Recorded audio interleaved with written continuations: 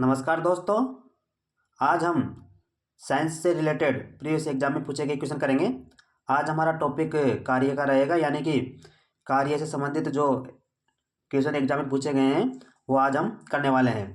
तो दोस्तों वीडियो को लास्ट तक देखना है और सभी क्वेश्चनों को आपको जवाब देना है। तो बिना देरी के अपनी क्लास को स्टार्ट करते हैं। आज का हमारा पहला क्वेश्चन है, एक पोर्टर ज़मीन से 12 किलोग्राम सामान उठाता है और उसे ज़मीन से 1.5 मीटर ऊपर अपने सिर पर रखता है। सामान पर उसके द्वारा किया गया कार्य की गणना करनी है, यानी कि आपको उसके द्वारा किया गया कार्य बताना है। तो दोस्तों इसके अंतर्गत अपन को एम यानी द्रव्यमान का मान दे रखा है। कितना दे रखा है? 12 kg। और ज़मीन से 1.5 मीटर ऊपर यानी एच का मान कितना दे रखा है? 1.5। और इसके अंतर्गत अपन को जी का मान दे रखा है 10 मीटर पर सेकंड स्क्वायर दे रखा है। तो अपन को कार्य का मान ज्ञात करना है, यानी कि डब्लू। तो दोस्तों डब्लू बराबर क्या होता है? mgh होता है। आपको पता है, वेरी वेरी इंपॉर्टेंट है। डब्लू बराबर mgh, यानी कि अपन को m का मान कितना रखना है? 12 किलो। 12 into 1.5 into 10। तो इसको अपन सॉल्व करेंगे तो कितना आएगा दोस्तों? इसको अपन सॉल्व करेंगे तो आएगा 180 जूल। तो इसका राइट आंसर क्या हो जाएगा? 180 जूल इसका राइट आंसर हो जाएगा। ऑप्शन सी करेक्ट आंसर हो जाएगा। आज का हमारा अगला क्वेश्चन है दोस्तों, यदि एक हवाई जहाज 400 मीटर की दूरी तय करता है और किया गया कार्य 20,000 जूल है तो लागू किया गया बल ज्ञात करना है। दोस्तों अपन को इसमें क्या दे रखा है? दूरी यानी डी का मान दे रखा है 4,000 और किया गया कार्य यानी डब्लू दे रखा है 20,000 जूल दे रखा है। तो अपन को बल यानी एफ का मान ज्ञात करना है। तो दोस्तों डब्लू बराबर क्या होता है? डब्लू बराबर होता है एफ डी कोस थीटा, यानी कि डब्लू बराबर एफ डी होता है। तो डब्लू का मान कितना दे रखा है? 20,000 जूल। और डी का मान कितना दे रखा है? 4,000। तो 20,000 में 4,000 का 5 भाग देंगे, कितना आ जाएगा? एफ का मान आ जाएगा 5 न्यूटन। तो इसका राइट आंसर क्या हो जाएगा? ऑप्शन ए करेक्ट आंसर हो जाएगा। अगले क्वेश्चन की ओर चलते हैं दोस्तों। जमीन के ऊपर एक बिंदु पर किसी वस्तु के गुरुत्वीय स्थितिज ऊर्जा को परिभाषित किया जाता है में किए गए कार्यों के रूप में। आपको बताना, जमीन के ऊपर एक बिंदु पर किसी वस्तु के गुरुत्वीय स्थितिज ऊर्जा को किसमें किए गए कार्य के रूप में परिभाषित किया जाता है? ऑप्शन ए इसे गुरुत्वाकर्षण के विपरीत जमीन से उस बिंदु पर उठाने में, इस पर गुरुत्वाकर्षण बल लागू करने में। ऑप्शन सी इसे केंद्र पर रखने में।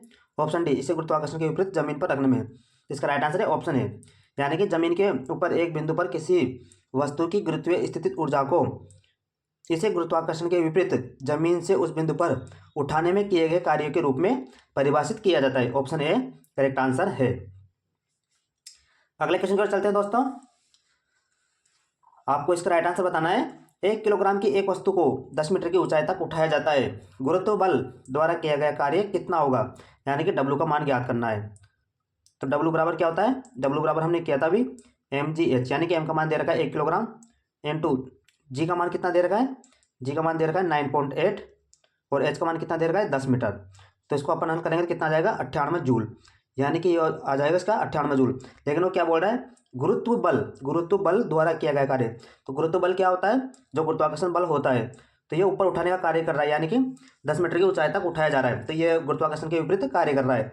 तो इसका राइट आंसर क्या हो जाएगा? -98 जूल। ऑप्शन डी इसका करेक्ट आंसर हो जाएगा। और यही क्वेश्चन अगर व्यक्ति के द्वारा किया गया कार्य पूछता तो 98 जूल हो जाता। तो दोस्तों अगले क्वेश्चन पर चलते हैं। एक कुली जमीन से 20 किलोग्राम का सामान उठाता है और उसे जमीन से 2 मीटर ऊपर अपने सर पर रखता है। सामान पर उसके द्वारा किया गया कार्य की गणना करनी है। तो आपको बताना है उसके द्वारा किया गया कार्य कितना है। तो डब्लू बराबर क्या होता है? आपने अभी देखा था, डब्लू बराबर होता है mgh। एम का मान कितना दे रखा है? 20 kg और जी का मान कितना दे रखा है? 10 इंटू एच का मान कितना दे रखा है? 2 मीटर। तो इसका राइट आंसर क्या हो जाएगा? इसका राइट आंसर हो जाएगा 400 जूल। 400 जूल इसका राइट आंसर हो जाएगा। Option C is the correct answer. और इसमें यही गुरुत्वीय बल के द्वारा किए गए कार्य गणना करते तो माइनस का 400 जूल हो जाता। अगले क्वेश्चन की ओर चलते हैं दोस्तों। अगला क्वेश्चन है, कार्य करने की क्षमता क्या कहलाती है? तो आपको पता है दोस्तों, जो कार्य करने की क्षमता होती है वह ऊर्जा कहलाती है। ऑप्शन सी इसका करेक्ट आंसर हो जाएगा। अगला क्वेश्चन है दोस्तों हमारा, यदि कार्य का मान धनात्मक हो तो जिस निकाय पर कार्य हो रहा है उसमें क्या होगा, उसकी ऊर्जा का ह्रास होगा, उसका मान शून्य होगा, वह नियत रहेगा, उसकी ऊर्जा में वृद्धि होगी। तो दोस्तों इसमें किया गया कार्य का मान धनात्मक है तो उसकी में ऊर्जा में वृद्धि होगी। ऑप्शन डी इसका करेक्ट आंसर हो जाएगा। और इसमें ऋणात्मक होता तो उसकी ऊर्जा में ह्रास होता। अगले क्वेश्चन पर चलते हैं दोस्तों। अगला क्वेश्चन है हमारा, आपको इसका राइट आंसर बताना है। निम्नलिखित में से किसमें कोई कार्य नहीं किया जाता है, यानी कि आपको बताना है निम्न चारों में से कोई कार्य नहीं किया जाता है। ऑप्शन ए, कपिल अपने कंधे पर 10 किलोग्राम भार लेकर खड़ा है। ऑप्शन बी, सचिन 4 किलोमीटर पैदल चलता है। ऑप्शन सी, एक कुली किसी बस से किसी कार तक एक वजन ले जाता है। ऑप्शन डी, अरुण मैदान पर क्रिकेट खेलता है। तो इसका राइट आंसर क्या हो जाएगा? ऑप्शन ए, कपिल अपने कंधे पर 10 किलोग्राम भार लेकर खड़ा है, क्योंकि वह एक जगह खड़ा है। तो इसका राइट आंसर हो जाएगा, यानी उसके द्वारा कोई कार्य नहीं किया गया है। ऑप्शन इसका करेक्ट आंसर हो जाएगा। अगले क्वेश्चन पर चलते हैं दोस्तों। बल द्वारा किया गया कार्य धनात्मक होता है जब, यानी कि आपको बताना जब बल के द्वारा किया गया कार्य धनात्मक कब होता है। ऑप्शन ए, विस्थापन बल की दिशा में होता है। ऑप्शन बी, विस्थापन बल के लंबवत होता है। ऑप्शन सी, आरोपित बल से कोई विस्थापन नहीं होता है। ऑप्शन डी, विस्थापन बल के विपरीत दिशा में होता है। तो आपको ध्यान रखना है, यदि विस्थापन बल की दिशा में ही होता है तो वह किया गया कार्य क्या होता है? धनात्मक होता है। ऑप्शन ए करेक्ट आंसर हो जाएगा। और यदि विस्थापन बल की विपरीत दिशा में होता है तो उसके द्वारा किया गया कार्य क्या होता है? ऋणात्मक होता है। अगले क्वेश्चन की ओर चलते हैं दोस्तों।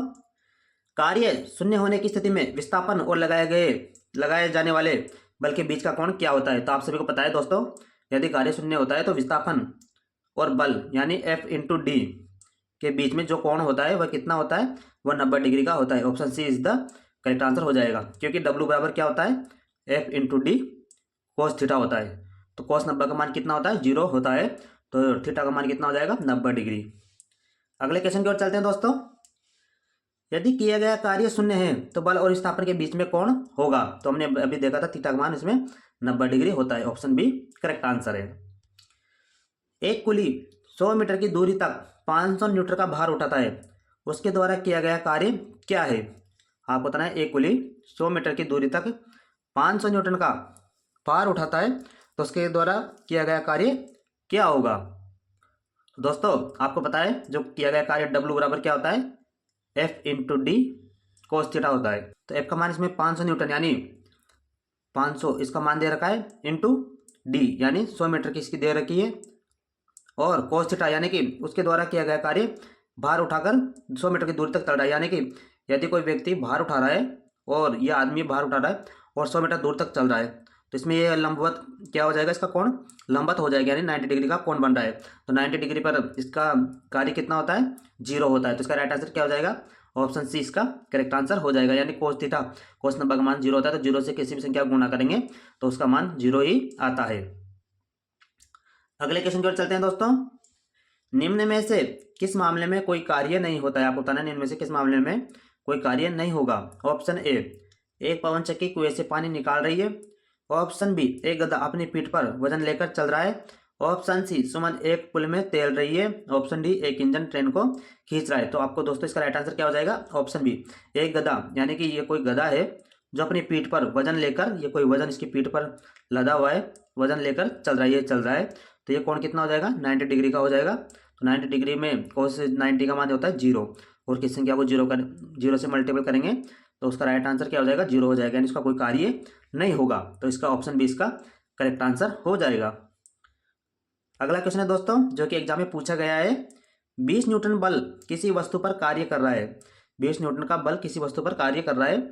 वस्तु बल की दिशा में 4 मीटर के माध्यम से विस्थापित होती है, तो किया गया कार्य क्या होगा?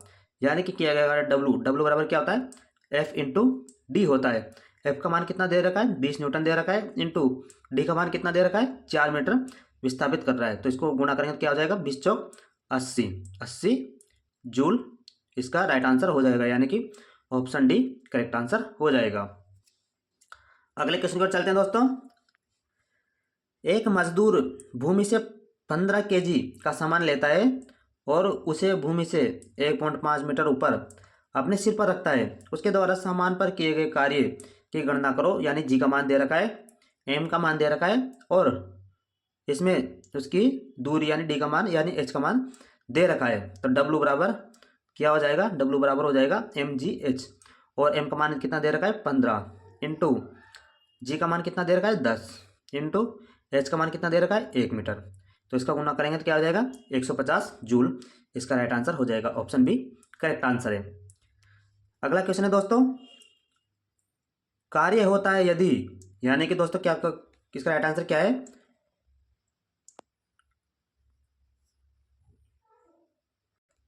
यानी कि दोस्तों आपको बता रहा है कार्य कब होता है, तो यदि उसमें ऊर्जा होगी तो कार्य होगा। तो इसका राइट आंसर क्या हो जाएगा ऑप्शन बी, यदि ऊर्जा होगी तो कार्य जरूर होगा। ऑप्शन बी इसका करेक्ट आंसर हो जाएगा।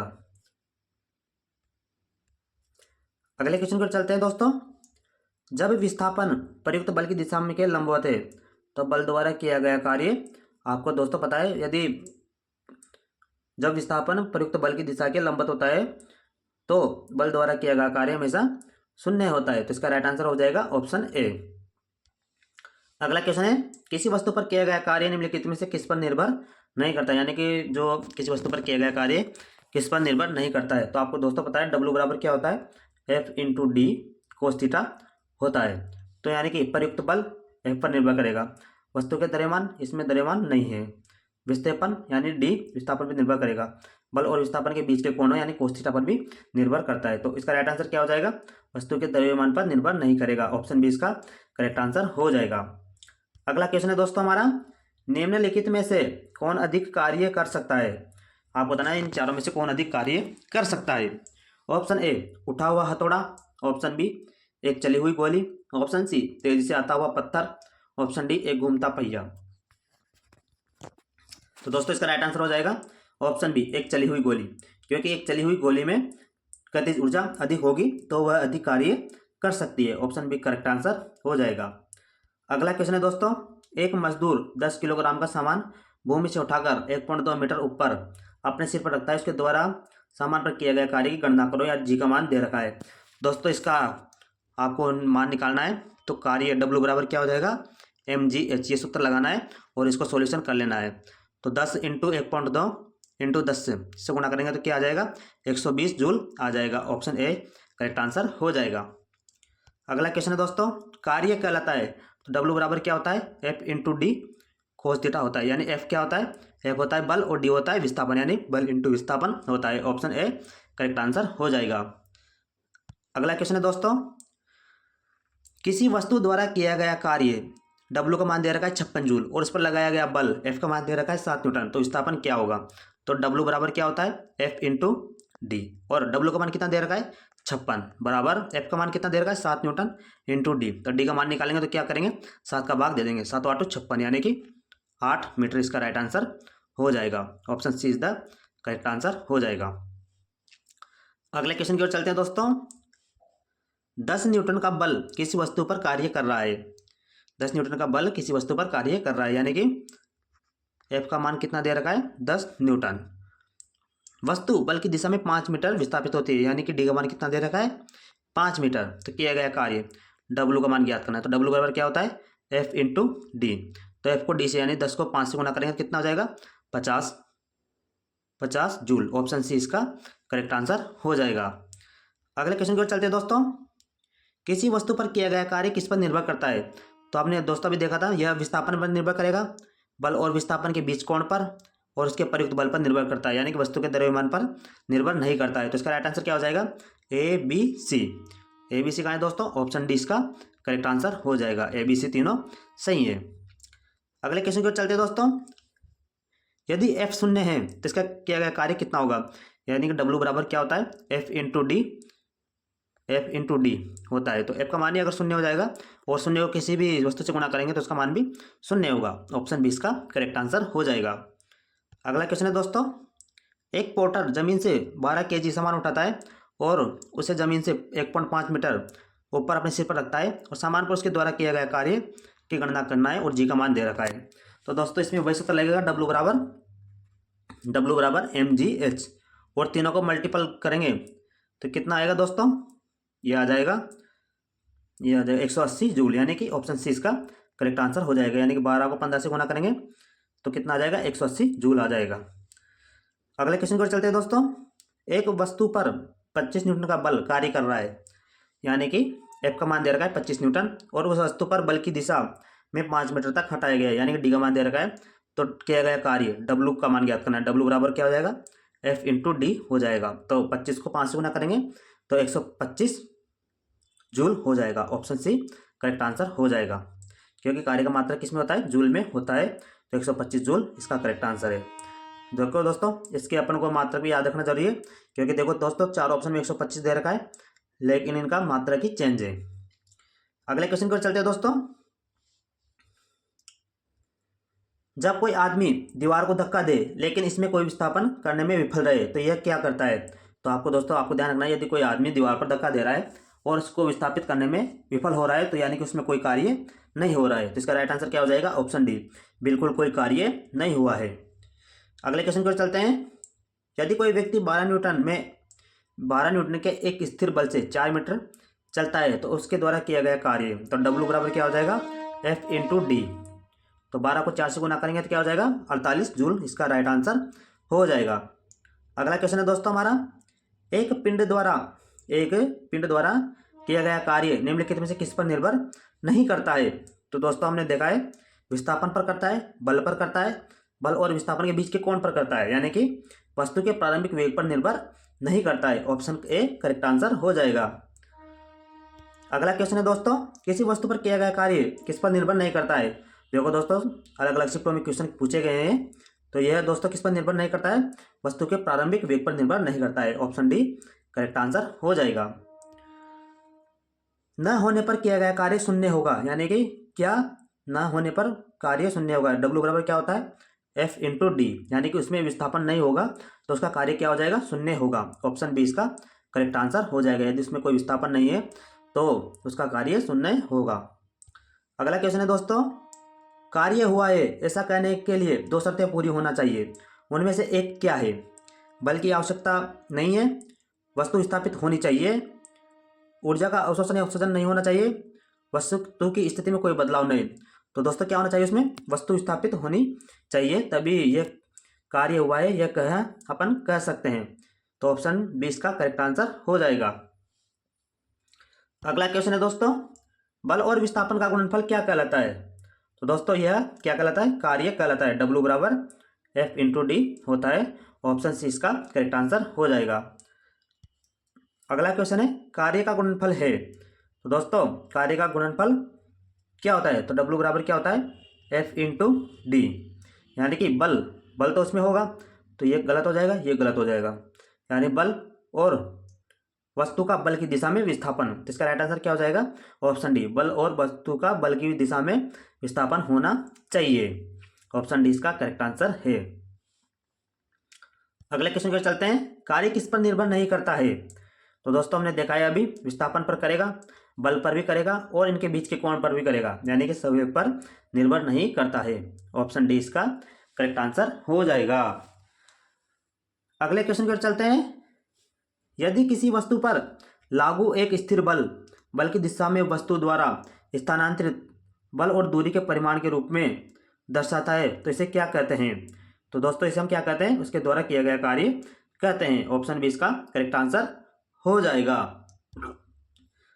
अगला क्वेश्चन है दोस्तों, किसी पिंड पर कार्य तभी किया जाता है तब जब एक यांत्रिक प्रभाव के माध्यम से ऊर्जा वृद्धि का अनुभव करता है। इसका राइट आंसर क्या हो जाएगा, ऑप्शन है, यह एक यांत्रिक प्रभाव के माध्यम से ऊर्जा वृद्धि का अनुभव करता है, तभी किसी पिंड पर कार्य तभी किया जाता है। आज का हमारा अंतिम क्वेश्चन है, लागू किए गए बल और विस्थापन की दिशा के बीच का कोण 90 डिग्री है तो किया गया कार्य क्या होगा, यानी कि कोण का मान कितना दे रखा है, 90 डिग्री, तो 90 डिग्री होगा तो उसका कार्य शून्य हो जाएगा। ऑप्शन डी इसका करेक्ट आंसर हो जाएगा।